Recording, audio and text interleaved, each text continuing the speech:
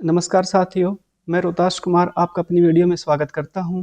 HSC के result revise होने से टीजीटी के जो सिलेक्टेड कैंडिडेट बाहर हो गए, मैं उनसे कुछ बात करना चाहता हूं। पहली चीज़ तो ये कि आप सबको इकट्ठा होकर के सबसे पहले जाना चाहिए एचएससी को। एचएससी में जाकर के आप मिलिए हिम्मत जी से। वहाँ पर जाकर के उनसे पूछिए कि सर जो रिजल्ट रिवाइज हुआ है, इससे हम बाहर हो गए हैं, अब हमें क्या करना चाहिए। पहली चीज़ तो आपको उनसे जाके बात करनी चाहिए। वो आपको कोई ना कोई हिंट ज़रूर देंगे या फिर कुछ ना कुछ सजेशन देंगे, कुछ ना कुछ आपको वहाँ से मिलेगा। उस चीज़ का एनालिसिस करने के बाद में आप जाइए फिर खुल्लर जी के पास। फिर खुल्लर जी के पास जा कर के उनको अपनी स्थिति बताइए कि सर रिजल्ट रिवाइज होने से हम कैंडिडेट बाहर हो गए हैं, हमें एडजस्ट कीजिए। हमें एडजस्ट कीजिए, कुछ भी कीजिए चे बट हमें बाहर मत निकालिए। तो वो आपको कोई ना कोई वहाँ पर सजेशन देंगे। तो आपको खुल्लर जी से भी ज़रूर मिलना चाहिए। जब आप एचएससी चेयरमैन जी से मिलो तो उनसे पूछो कि सर आप हमारे लिए आपकी क्या प्लानिंग है, आप आगे वेटिंग लिस्ट में हमें एडजस्ट करोगे या क्या करोगे आप। वही चीज़ खुल्लर जी के पास भी जाइए। खुल्लर जी भी हो सकता है आपके सामने हिम्मत जी को फ़ोन करे, कोई ना कोई सजेशन वहाँ से आए। तो आपको सबसे पहले तो इन दोनों से मिलना चाहिए। फिर आप उसके बाद में सीएम हाउस में जा सकते हो। वहाँ पर सीएम जी के जो ओएसडी है, आप उनसे मिलिए, उनको एप्लीकेशन दीजिए, अपनी बात उनको समझाइए।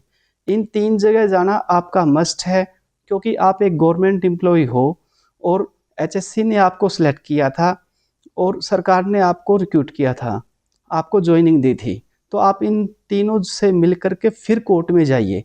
इन तीनों से मिले बिना मत जाइए, क्योंकि आप जब भी कोर्ट में जाओगे तो कोर्ट वहाँ पर एचएससी और सरकार को ही बुलाएगा, इनसे ही पूछेगा। तो आप एक बार पहले इनसे बात कीजिए, डायरेक्ट कोर्ट में मत जाइए। पहली चीज़ तो ये हो गई। उसके बाद में इनसे मिलने के बाद में अगर आपको लगे कि हाँ भाई हमें कोर्ट जाना चाहिए, तो आप कोर्ट में जाने जब जा रहे हो तो आपको एक सीनियर एडवोकेट ज़रूर लेके जाना चाहिए। क्यों लेके जाना चाहिए? जो अब आप जो जिन जूनियर एडवोकेट को रुपए पे कर रहे हो, वो सिर्फ आपके केस की ड्राफ्टिंग कर देंगे, कोई दिक्कत नहीं है। परंतु वहाँ पर आपके रिट पिटीशन लगा देंगे वो, परंतु कोर्ट के अंदर बहस जो है वो सीनियर एडवोकेट करेगा। तो आप सब मिलके एक सीनियर एडवोकेट जरूर लेके जाइए। अब आप एक एग्जांपल देख सकते हो, एचपीएससी में एपी भर्ती के अंदर इंग्लिश सब्जेक्ट के अंदर जिनको भर्ती कैंसिल करवानी थी, वो किसको लेके गए?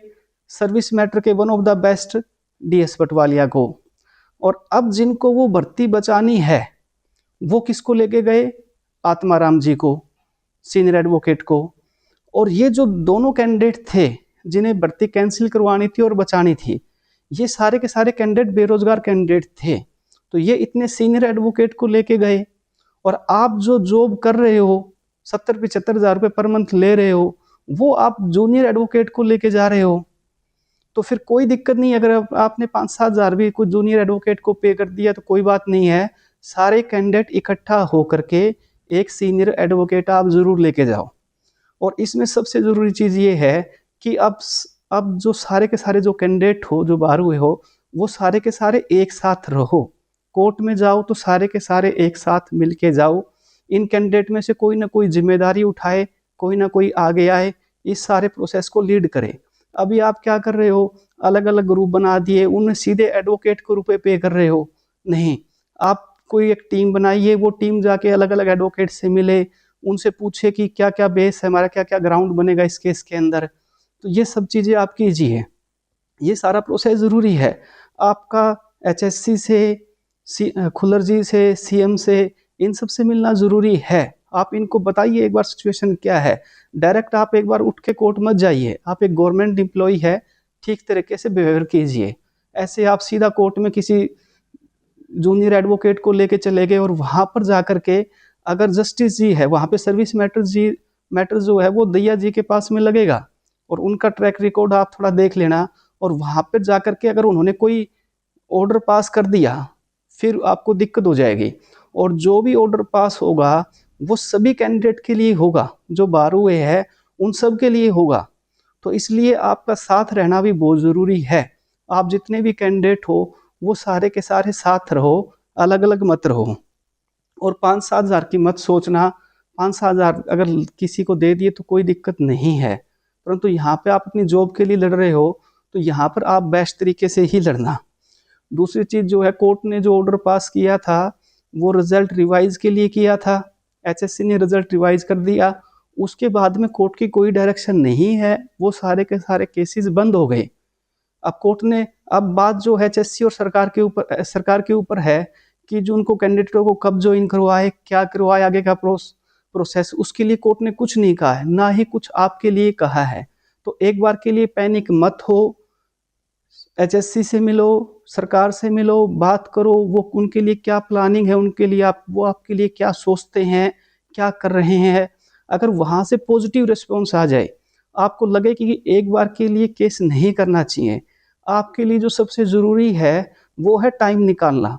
आप एक बार के लिए प्रोबेशन पीरियड में हो, लगभग 2 महीने बाद जो है आपका प्रोबेशन पीरियड कंप्लीट हो जाएगा और फिर चीज़ें बदल जाएगी। उसके बाद में अगर उसके बाद में रिट पिटीशन लगती है तो उसमें फिर लिखा जाएगा service more than 2 year they completed there probation period, तो वहाँ पे चीज़ें फिर बदल जाएगी। तो आपके लिए समय बहुत इंपॉर्टेंट है। अगर मान लो एचएससी से और खुल्लर जी से बहुत नेगेटिव रिस्पॉन्स भी आए, तो भी वहाँ पे आपको हाथ जोड़ के टाइम मांगना है कि सर हमें थोड़ा सा टाइम दे दो। आपके लिए टाइम बहुत इंपॉर्टेंट चीज़ है वहाँ पर। तो आप वहाँ पे जाके अपनी रिक्वेस्ट कीजिए, और खुल्लर जी तो बहुत ही पॉजिटिव इंसान है, आपको बहुत ही अच्छी राय देंगे, बहुत ही अच्छा रहेगा आपके लिए। इमत जी भी एडवोकेट है, तो वो आपको कोई ना कोई एक अच्छा हिंट ज़रूर देगा। और जो कैंडिडेट अब नए सेलेक्ट हुए हैं वो अपनी ज्वाइनिंग ले सकते हैं, उनके लिए तो सीधा सा प्रोसेस है, भाई जाके अपना प्रोसेस करवाओ आगे का। तो और जो अब बाहर हुए हैं उन कैंडिडेटों को गाली मत देना जिन्होंने आंसर की मान लो अब रिवाइज करवाई है, क्योंकि ये जो आंसर जो गलत थे, आप इन्हीं की वजह से जॉब लगे। अगर ये आंसर स्टार्टिंग में ही सही होते तो आपकी ऑटोमेटिकली जॉब ही नहीं लगती, तो आपकी जॉब इनकी वजह से ही लगी है। तो कोई दिक्कत नहीं, आंसर गलत थे अब सही हो गए, आपकी जॉब आज भी है और कल भी रहेगी, इसमें कोई इशू नहीं है। तो एक बार सिस्टमेटिक तरीके से रिएक्ट कीजिए और आपकी जॉब को कोई खतरा नहीं है। धन्यवाद।